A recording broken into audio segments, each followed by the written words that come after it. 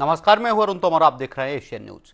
केंद्र में प्रधानमंत्री नरेंद्र मोदी के नेतृत्व वाली सरकार के 12 वर्ष पूरे होने पर भारतीय जनता पार्टी उत्तर प्रदेश में 5 जून से 21 जून तक एक बड़ा जनसंपर्क अभियान शुरू कर रही है। पार्टी का दावा है कि यह अभियान जनता के बीच जाकर सरकार की उपलब्धियों को बताने, जन कल्याणकारी योजनाओं का लाभ पहुंचाने और लोगों की समस्याओं को सुनने का माध्यम बनेगा।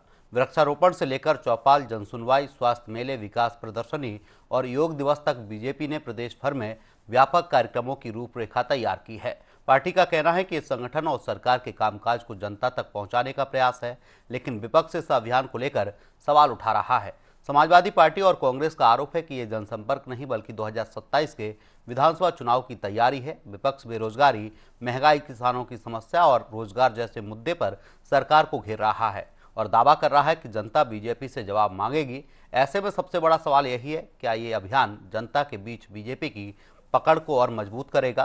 क्या यह वास्तव में जनसेवा और संवाद का कार्यक्रम है या फिर मिशन 2027 की राजनीतिक रणनीति? और सबसे अहम, क्या बीजेपी के इस बड़े अभियान में समाजवादी पार्टी की राजनीतिक चिंता बढ़ेगी? डिबेट में जाएंगे, उससे पहले ये बयान सुन लीजिए। देखिए, भारतीय जनता पार्टी कोई चुनाव को देख करके अभियान नहीं चला रही है।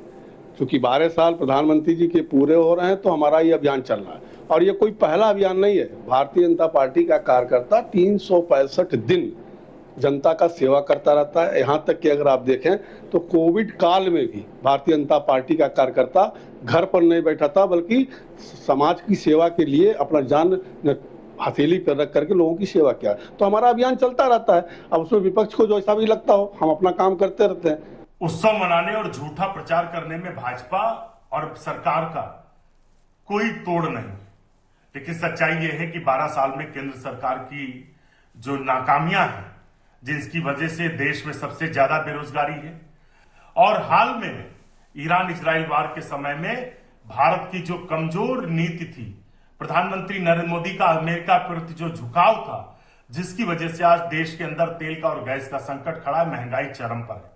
तो महंगाई बढ़ा दी, बेरोजगारी बढ़ा दी, आम आदमी से जो वादा नौकरियों किया था, काला धन का किया था, किसानों को धोखा दिया, क्या उपलब्धि गिनाएंगे? उत्तर प्रदेश में भले ही तैयारियां चल रही हो, लेकिन इस डबल इंजन में ना तो केंद्र से कोई फायदा हुआ देश के आम आदमी का, युवाओं का, ना तो प्रदेश से हुआ। डबल इंजन ने इस देश के लोगों को डबल नुकसान किया है।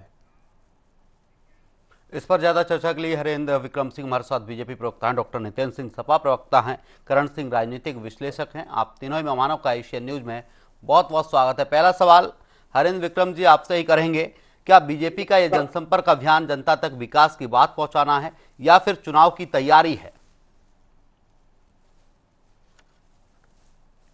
जी अरुण जी, भारतीय जनता पार्टी के लिए सत्ता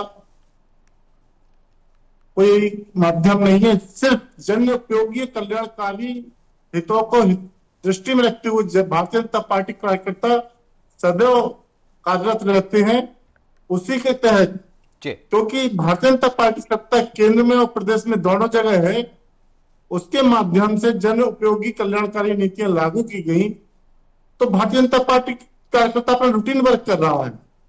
ऐसा नहीं है कि सिर्फ इसी वजह से, जब हमारी सत्ता नहीं थी तब भी हम लोग 12 महीने 24 घंटे काम करते रहे पार्टी के लिए। जब कोरोना काल में अन्य पार्टी के कार्यकर्ता घरों में छुपे हुए थे, भारतीय जनता पार्टी कार्यकर्ता दूर दराज से आए हुए जनता के सहयोग के लिए, उनकी सेवा के लिए तत्पर था। उन्हें भोजन, पानी, राशन सारी व्यवस्थाएं देख रहा था, उनके स्वास्थ्य की चिंता कर रहा था। तो भारतीय जनता पार्टी के लिए यह रूटीन वर्क है और कार्यकर्ता वही कर रहा है। ठीक है, आप 12 साल की उपलब्धियां गिना रहे हैं, जनता के बीच जा रहे हैं, लेकिन विपक्ष के सवालों का जवाब क्यों नहीं दे पा रहे? विपक्ष लगातार सवाल उठा रहा है, उनके भी जवाब दे दीजिए, क्योंकि विपक्ष में है, जनता की आवाज तो वो भी उठाते हैं। बिल्कुल सही बात है। विपक्ष का काम है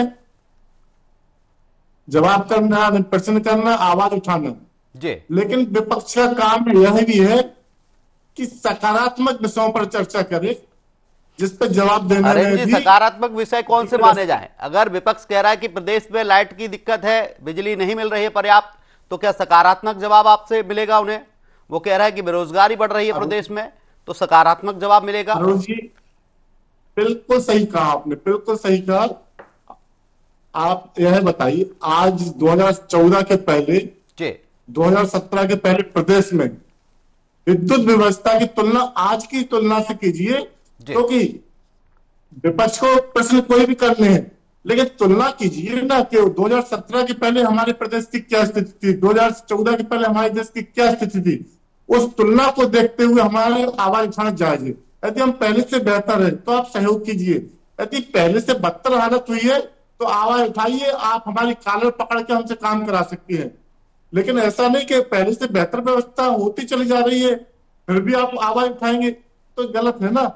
आपको मालूम है सपा सरकार में कहा जाता था कि कपड़े सुखाने तो कई क्या है, कई बिजली के तारों पर कपड़े सुखा दो, क्योंकि लाइट आने ही नहीं, मालूम था सभी को। लेकिन आज लाइट आ रही है, प्रॉपर आ रही है। हाँ, ऐसा भी नहीं है कि कभी जाएगी ही नहीं, लेकिन जी लाइट आएगी भी जाएगी। गर्मियों में एक समस्या होती है, मशीनरी गर्म होती है और पानी जमीन में नहीं होता है तो अर्थ की प्रॉब्लम होती है। तो मशीनों को कुछ समय ठंडा करना भी जरूरी है, मशीनें खराब भी होंगी। जी लेकिन जहां भी खराबी होती है तत्काल 12 घंटे के अंदर वहां सुधार होता है। 12 घंटे बहुत कह दिया हमने, 4 घंटे के अंदर ही सुधार हो जाता है, लेकिन अधिकतम 12 घंटे के अंदर, चाहे ट्रांसफार्मर हो कितना भी बड़ा। अभी बहुत बड़ा तूफान आया था 4-5 दिन पहले, अच्छे अच्छे टावर भी गिर गए थे, जी बहुत संख्या में पेड़ भी गिरे हुए हैं, लेकिन तत्काल 12 घंटे के अंदर लाइट की व्यवस्था सुचारू रूप से संचालित हो गई है। तो विपक्ष का हम सम्मान करते हैं, विपक्ष का हम स्वागत करते हैं कि आप जायज मांगों को लेकर आइए। आपकी मांग तब न सुनी जाए तब आप कहिए, ठीक है। लेकिन आप पहले से बेहतर स्थिति में जनता से पूछिए ना। जनता आवाज उठा रही है क्या? जनता तो नहीं उठा रही आवाज, विपक्ष उठा रहा है, विपक्ष को तो करना ही है ये सब। ठीक है, डॉक्टर नितिन सिंह जी के पास जाऊंगा, सपा प्रवक्ता। डॉक्टर नितिन सिंह जी, अगर आप कह रहे हैं कि बीजेपी ये अभियान नहीं चला रही, सिर्फ अपना प्रचार कर रही है, तो क्या विपक्ष के पास वो मुद्दे नहीं है जिसको लेकर विपक्ष जनता के बीच जा पाए? निश्चित रूप से तोमर जी, जी विपक्ष सवाल लेके बैठा है। जब भारतीय जनता पार्टी के लोगों के बीच प्रचार में आएंगे तो सिर्फ लोग सवाल करेंगे कि आपको, आपकी बातों पर, आपके वादों पर विश्वास करके हमने आपको एक बार नहीं, 2 बार नहीं, तीसरी बार केंद्र में सरकार बनाने का मौका दिया। जी लेकिन आखिर क्या कारण है कि आज भी किसानों की हालत बद से बदतर होती जा रही है? आप पहली बार आए थे तो आपने कहा था 2 करोड़ लोगों को प्रतिवर्ष रोजगार देंगे, किसानों की आय को दोगुना करेंगे, 15 लाख रुपए लोगों के खाते में देंगे, अच्छे दिन आएंगे। आखिर क्या हुआ उन अच्छे दिनों का? आखिर 2 करोड़ प्रतिवर्ष 9 लोगों को रोजगार मिला? आखिर बिजली की व्यवस्था पर, जिस पर अभी हमारे भारतीय जनता पार्टी के साथी बड़ी बड़ी बातें कर रहे थे, उत्तर प्रदेश में भारतीय जनता पार्टी की सरकार के 9 वर्ष के कार्यकाल पूरे हो चुके हैं। 9 वर्षों में क्या कोई एक भी पावर प्लांट लगाया आपने प्रोडक्शन बढ़ाने के लिए? आप तो बता रहे थे समाजवादी पार्टी की सरकार में बिजली के तारों में कपड़े सुखाने का काम लोग करते थे। निश्चित रूप से करते रहे होंगे, और आपके घर में तो निश्चित रूप से कपड़े सूखते रहे होंगे, क्योंकि आपके यहाँ बिजली नहीं आती रही होगी, हम जानते हैं आपके यहाँ, क्योंकि भारतीय जनता पार्टी को झूठ। लेकिन हमारे नेता ये बताते हुए नहीं थकते हैं कि हमने कितने पावर प्लांट लगाए, और कानपुर के ताड़ से शुरू करते हैं और घाटमपुर से लेकर के पनकी से लेकर हरदुआगंज तक एक एक पावर प्लांट का नाम और उसकी क्षमता के बारे में, 3x60 super critical thermal power plant. आप बताइए ना कि आपने कौन सा एक पावर प्लांट लगाया जिससे कि बिजली बढ़ी है? आप वही जो बिजली का उत्पादन 12 से 17 में हमने बढ़ाया, उसी का डिस्ट्रीब्यूशन कर रहे हैं।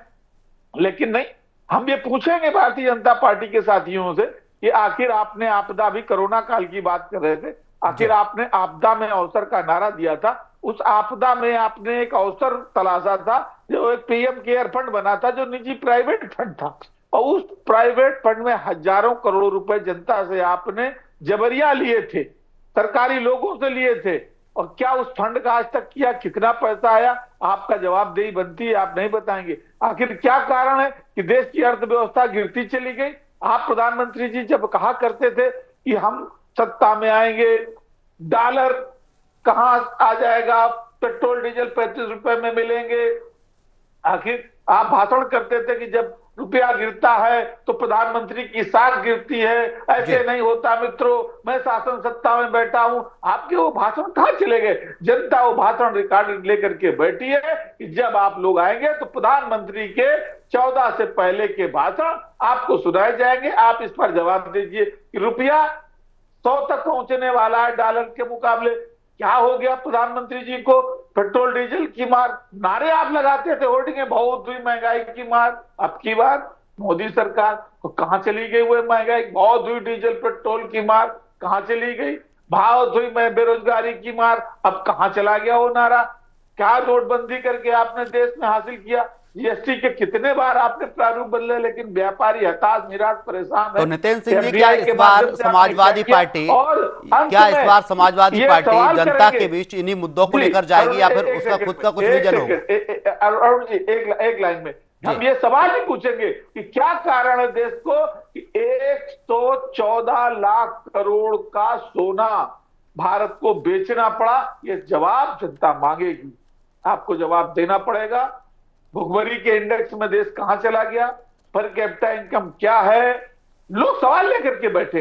आइए, आप जनता के बीच में हम लोग भी आएंगे और जनता के बीच आप भी होंगे। जनता जवाब देगी। हालांकि उत्तर प्रदेश जनता ने 24 में जवाब दिया था, 27 में पूरी तरीके से ठीक कर देगी। ठीक है, करण सिंह जी हमारे साथ राजनीतिक विश्लेषक हैं। करण सिंह जी, जो अभियान उत्तर प्रदेश में इस वक्त चल रहे हैं, क्या इससे जनता की समस्याएं हल होती हैं या फिर चुनावी नैरेटिव सेट करने की ये प्रक्रिया है?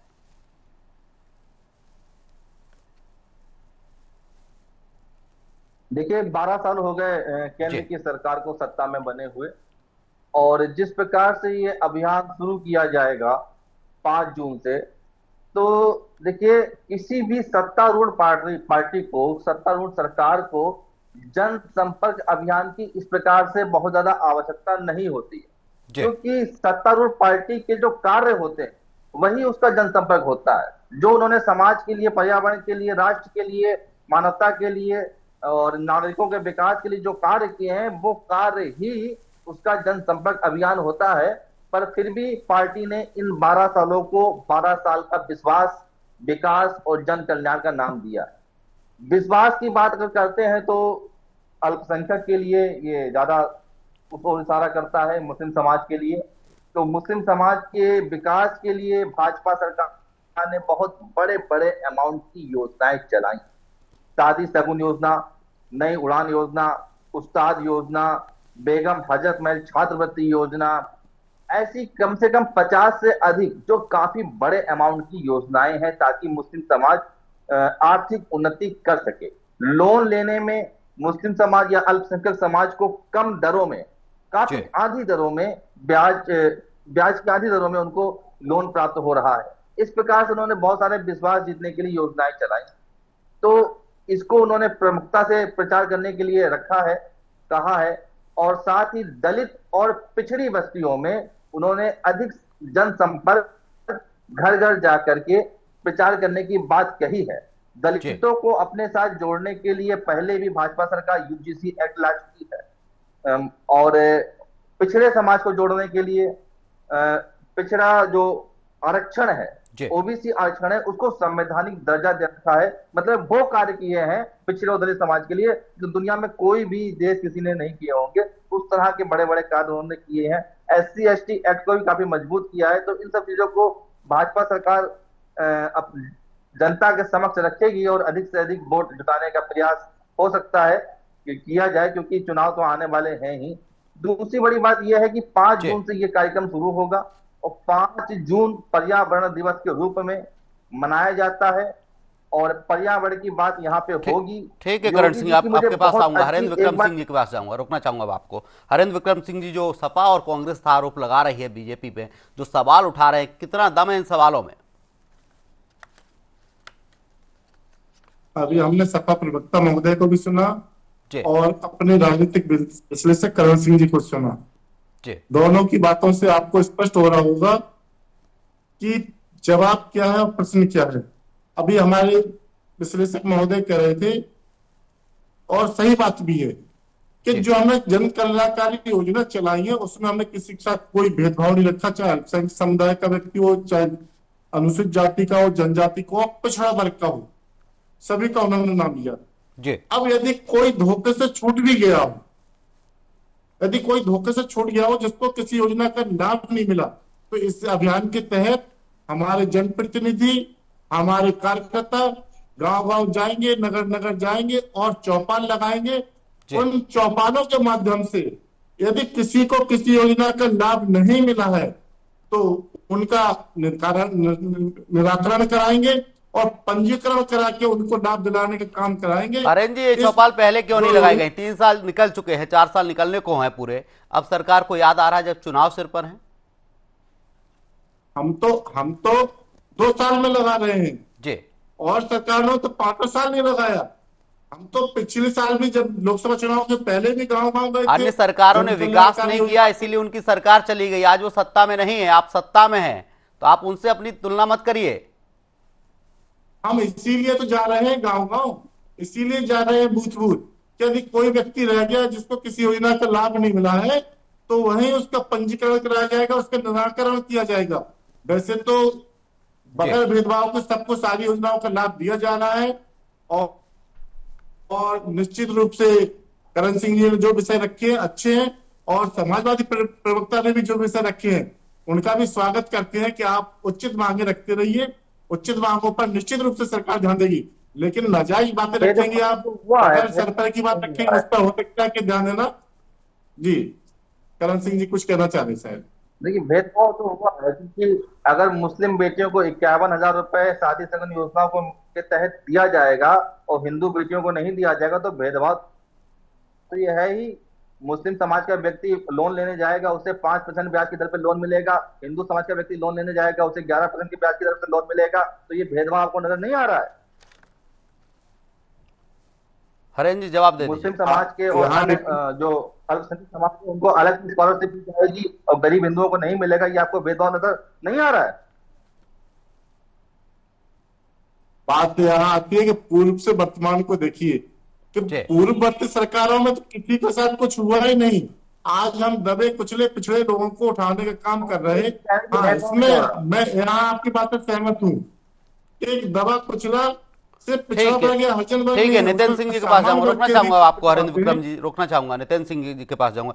नितिन जी, विपक्ष सिर्फ आलोचना ही करेगा या फिर जमीनी स्तर पर अपनी पकड़ मजबूत करेगा? क्योंकि चुनाव सिर पर है, विपक्ष को पूरी तैयारी करनी चाहिए। निश्चित रूप से देखिए, जो भी राजनीतिक दल हैं वो अपनी तैयारी भी करते हैं और विपक्ष का काम ही है कि सत्ता से सवाल करे और आपका भी काम है सत्ता से सवाल करे। हम अपना काम बखूबी कर रहे हैं नितिन जी। मीडिया तो परमानेंट विपक्ष है। अरे भाई अरुण जी, मीडिया तो परमानेंट विपक्ष होता है। राजनीतिक पार्टियां तो पक्ष और विपक्ष में आती जाती हैं, लेकिन मीडिया परमानेंट विपक्ष होता है। तो जो काम आपका है वो काम हमारा भी है। हम क्यों नहीं? इसलिए मैं कह रहा हूं कि आलोचना के साथ साथ जमीनी स्तर पर अपनी पकड़ मजबूत रखिए, क्योंकि जनता के बीच जाएंगे, जो विजन होगा, जो मुद्दे होंगे, वो मुद्दे बताइए कि जनता के बीच किन मुद्दों को लेकर सपा जाने वाली है। धन्यवाद। और हम सोचे प्रयास करेंगे कि अपनी पार्टी प्रस्ताव रखेंगे कि आपको हम अपने यहाँ राजनीतिक सलाहकार रख लें, तो फिर आपसे पूछ के प्रश्न किया करेंगे जनता के बीच क्या करना है। धन्यवाद आपके लिए। नहीं, मैं ये नहीं कह रहा हूं। अब हमें बोल लेने दीजिए, अब हमें भी बोल लेने दीजिए भाई। जी बोलिए। आप हमसे सवाल करते हो और सवाल को जवाब देने के पहले दूसरा प्रश्न फिर तीसरा प्रश्न, तो जवाब कब देंगे? मेरा कहना है कि हम क्यों नहीं सवाल करें इस बात का कि आपने सेना को कमजोर करने के लिए अग्निवीर योजना लाए, सेना इससे देश की कमजोर हुई, नौजवानों का मनोबल गिरा, सैनिकों का मनोबल। ये सवाल हम नहीं करेंगे सरकार से। हम बिल्कुल करना चाहिए। डॉलर के मुकाबले रुपया गिरा, क्यों गिर रहा भाई? देश की साख नहीं गिर रही है? ये सवाल क्यों नहीं पूछेंगे कि आप देश का 83 टन सोना क्यों बेच दिया आपने? ये सवाल तो पूछा ही जाएगा। आपने किसानों की हालत सुधारने की बात की, आप एमएसपी तक देने को तैयार नहीं है। ये सवाल नहीं पूछते हैं क्या? आपने बिजली के प्रोडक्शन में क्या किया? आपने पर कैपिटा इनकम बढ़ाने के लिए क्या किया? आप जहां से शुरू हुए तो वहीं खत्म हो गए। नितिन जी, ये मान लिया जाए कि सपा का जो विजन रहेगा, 80 करोड़ लोगों को 5 किलो राशन पर है, आज वो 85 करोड़ हो गए, तो हम ये ठीक है नितिन जी, मान लिया जाए कि सपा का जो विजन रहेगा इस बार 2027 के चुनाव में, वो सरकार से सवाल रहेंगे और एक लंबी लिस्ट होगी इन सवालों की जो सरकार से पूछे जाएंगे और जनता के बीच रखे जाएंगे। ठीक है, करण सिंह जी के पास जाऊंगा, लास्ट कमेंट लूंगा। करण सिंह जी, जो इस वक्त चल रहा है उत्तर प्रदेश में, 27 की सुगबुगाहट तेज हो गई है, बीजेपी देखा जाए तो अपने विकास कार्यों को लेकर जनता के बीच में जाने वाली है, लेकिन पिछली बार सपा की तरफ से तय था संविधान बचाओ यात्रा की, उसका फायदा भी मिला। इस बार अगर सपा की बात करें तो सपा कह रही है कि सवाल पूछेंगे और सवालों को लेकर जनता के बीच जाएंगे। क्या लग रहा है, किस तरीके से आप देखते हैं? देखिए, बहुत अच्छे दिन पर इन्होंने जनसंपर्क अभियान शुरू किया है 5 जून से पर्यावरण दिवस के रूप में। और बंदा शहर उत्तर प्रदेश का दुनिया का सबसे गर्म जिला रहा, लगातार रहा, कई दिनों तक रहा। विश्व के 100 सबसे प्रदूषित शहरों में, गर्म शहरों में उत्तर प्रदेश के बहुत सारे जिले हैं। तो जब संवाद होगा जनता से तो सवाल उठेंगे, सवाल पूछे जाएंगे, तो कुछ सकारात्मकता हो सकता है निकल करके आए, कुछ प्रदेश का कल्याण होगा, राष्ट्र का कल्याण होगा। हम उम्मीद करते हैं कि कुछ अच्छा। ठीक है करण जी, रोकना चाहूंगा, समय का अभाव है। हमारे साथ हरेंद्र विक्रम सिंह बीजेपी प्रवक्ता, डॉक्टर नितिन सिंह सपा प्रवक्ता और करण सिंह जी राजनीतिक विश्लेषक जुड़े। आप तीनों मेहमानों का तमाम चर्चा के लिए बहुत बहुत शुक्रिया।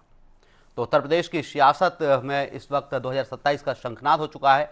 बीजेपी गांव-गांव जाएगी और अपने विकास कार्यों को जनता तक पहुंचाने का काम करेगी। वहीं सपा की तरफ से लगातार सवाल उठाए जा रहे हैं। फिलहाल के लिए हमारी इस डिबेट में इतना ही। आप देखते रहिए एशियन न्यूज। नमस्कार।